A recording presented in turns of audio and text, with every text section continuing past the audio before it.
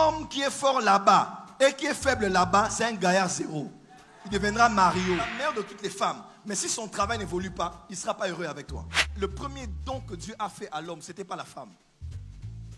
Le premier don que Dieu a fait à l'homme, c'était le travail. En d'autres termes, un homme peut t'aimer, mais il ne t'aimera pas comme il aime son travail. Parce que la première expérience qu'on a eue, ce n'était pas avec une femme, c'était avec un travail. Un homme peut t'aimer de tout son cœur, mais il sort à 6 heures, il revient à 20 heures. Il est amoureux de toi, mais il ne passera pas la journée avec toi. Il peut passer toute sa journée en train de travailler, répondre à des mails, appeler, rentrer, sortir, partir. Parce que le premier don que Dieu a fait à l'homme, ce n'était pas la femme. Il n'y avait ni femme, ni sexe, ni enfant, rien. Il y avait un travail, il était là. On l'avait établi là pour cultiver et garder, pour chamar. L'homme se reconnaît dans son travail. Un homme qui t'aime, même si tu es la femme, la mère de toutes les femmes, mais si son travail n'évolue pas, il ne sera pas heureux avec toi. C'est la vérité. L'homme est un autre univers différent de la femme. Quelqu'un m'entend? La femme, ses désirs sont tournés vers son homme, mais l'homme, ses désirs sont tournés vers le travail. C'est pour ça qu'on le commande, on dit, mari, aimez vos femmes. Parce que l'homme aime son travail plus que la femme.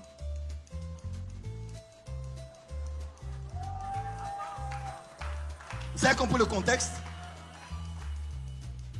Est-ce que vous avez compris le contexte? Ne me faites pas dire ce que je n'ai pas dit. L'amour est différent. L'amour que maman a envers son mari, c'est différent de l'amour qu'elle a envers ses enfants.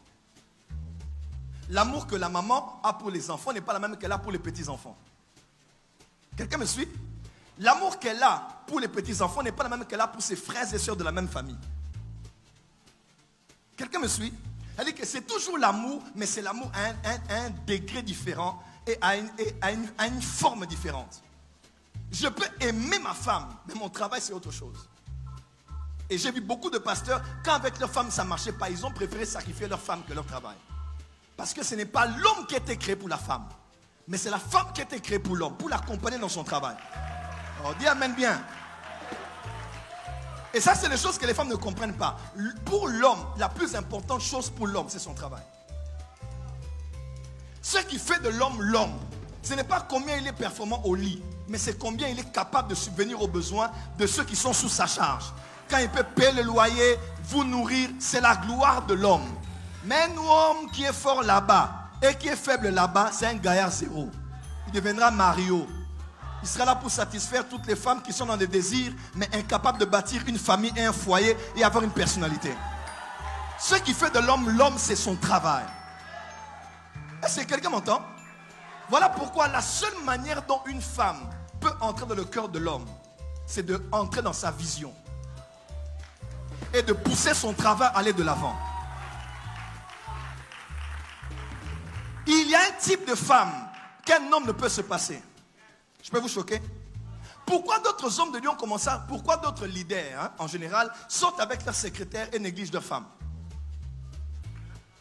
Parce que là où sa femme lui donne des mots de tête, sa secrétaire lui dit, voilà le dossier. Je pense qu'on peut en faire ceci. Vous avez réunion dans cela. Il a l'impression que sa secrétaire comprend mieux son fardeau que la femme.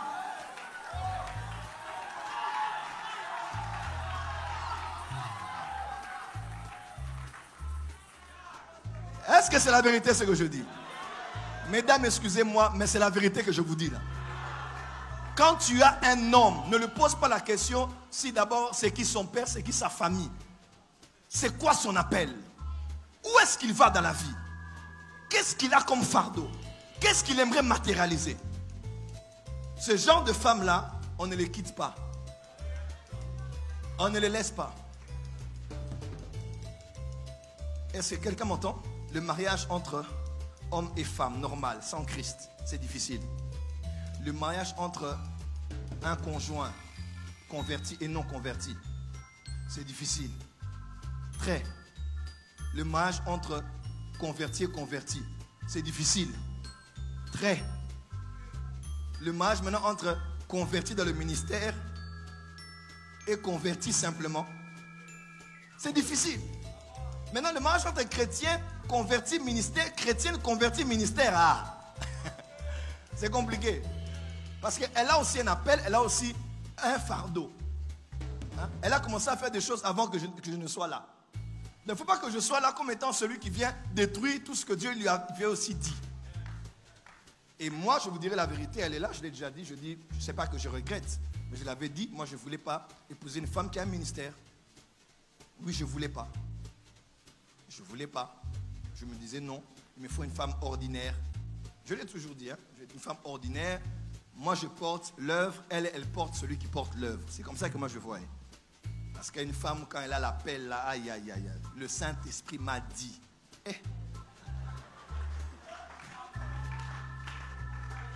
Le Saint-Esprit m'a dit que je dois prier à terre 7 jours. Hein? Le Saint-Esprit m'a dit, mon corps doit être préparé pour la sacerdoce de spiritualité, l'onction prophétique des derniers jours. Et toi, tu regardes là-bas, tu brûles. Et tu ne peux toucher parce que tu respectes aussi le Saint-Esprit qui l'a parlé. C'est compliqué, hein? Dis avec moi la vie des pasteurs. Et sincèrement, la plupart des pasteurs qui sont pasteurs avec leurs femmes dans le ministère, certains ça réussit. En tout cas, ça passe ou ça casse. D'autres pasteurs même sont devenus jaloux de leur femme. L'homme prêche, mais quand c'est la femme qui prêche, tout le monde à l'église est content. Directement, il prend sa femme, il commence à... Ma femme, tu vas ouvrir l'extension. Tu veux l'extension à Brazzaville ici. Tout ça parce que tu sens que tu es tellement en sécurité que tu as peur que ton autorité soit menacée. L'archevêque nous a dit en tout cas, il faut qu'on vous fasse counseling. Vous devez parler parce que vous allez gérer ça comment? Et il fallait trouver le juste milieu. Oh, moi j'ai concert. Oh, moi j'ai sorti. Mais, hein? Oh, je vais devoir voyager.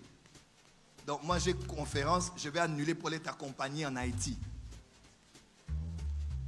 Tu vois là, ça devient compliqué. Hein? Voilà pourquoi avant chaque engagement, parlez et réfléchissez. Quand tu sens que ça ne va pas, même si l'amour est là, arrête. C'est la vérité. Oh, dis amen bien. Dis amen bien. Nous, on a fait un deal. On a dit c'est simple. Tu as un ministère, je respecte. Moi maintenant, j'entre dans ton ministère. Je deviens ton manager. Toi aussi, tu entres dans mon ministère. Depuis que maman est venue, vous avez vu comment est-ce qu'elle s'est intégrée?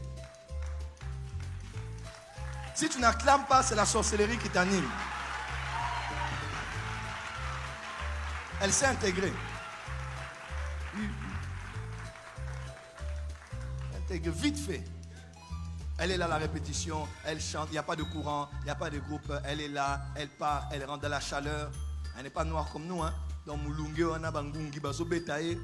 Et de là-bas, tout ça, mais qui n'a alors on peut tout n'a pas commencé à vraiment quel peuple ça. Dis avance prophète. Donc voyez un peu tout ça là, c'est l'entente. Parce que ce travail, c'est un travail, c'est tellement difficile. Et ce qu'un homme veut, c'est que son travail évolue. Écoutez-moi. En psychologie, comme je l'ai dit, c'est d'abord l'homme qui... C'est l'homme qui aime le travail. L'homme est attaché au travail. Voilà pourquoi un homme qui n'aime pas le travail, tu es une femme. Tu es une femmelette. Il y a Zololo, il y a Goy Goy. Il y a un combo. Goy. Goy. Être là, tu es un homme lembele. Bololé. Donc tu es là, les amis travaillent, toi tu es là à la maison, sur le téléphone. Il y a ton voisin, la mouka. Hey, hey.